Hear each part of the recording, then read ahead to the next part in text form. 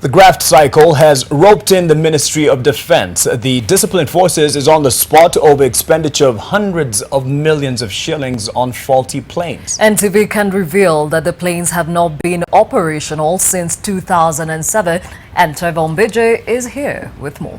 Right, Gladys and Mark. The 2015-2016 Auditor General report is questioning how the Department of Defense spent about 2.4 billion shillings. This is the exact figure, 2,431,267,355, and whether Kenyans got value for that money. Now, on Tuesday this week, the Defense PS Saitoti Torome appeared before the committee to answer questions on the audit query. But perhaps the most glaring of them all is the purchase of 7 choppers at the amount of 498,174,453 shillings from the Royal Jordanian Air-force. The choppers that you're seeing here are the ones that were purchased, but they remain grounded since 2007 and are now being used as spare parts. Now, what makes it even worse then is that there was an issue where the budget was done and there was money allocated for the spare parts. That was 906,977,890 to purchase spare parts.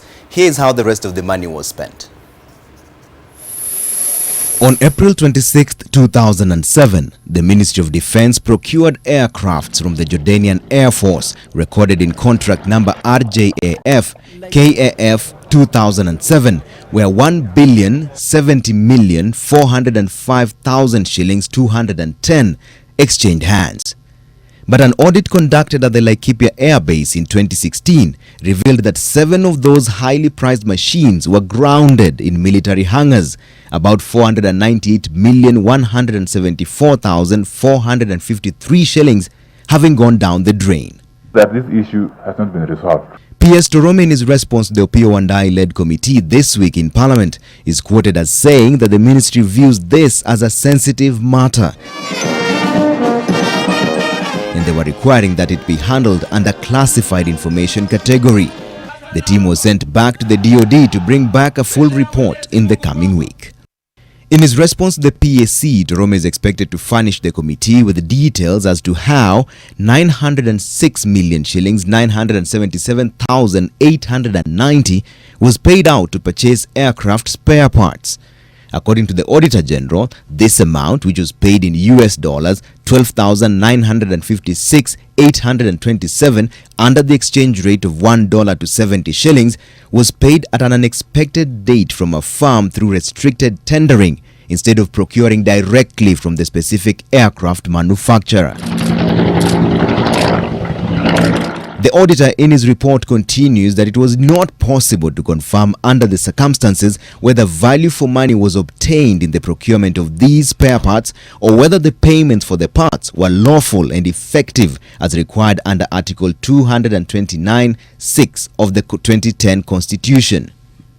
The ministry was tight-lipped this week over direct procurement of supplementary services for the fleet recorded in a 2008 contract and signed in 2009 for a sum in US dollars of 2.9 million or 202,199,340 Kenya shillings.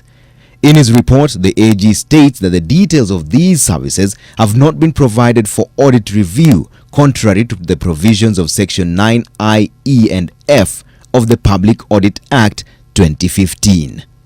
In his submission before PAC, PS Torome accepted that the Ministry of Defense paid 162,296,569 shillings through interest for value-added tax and railway development levy on imported military items at the port of Mombasa and various airports within Kenya.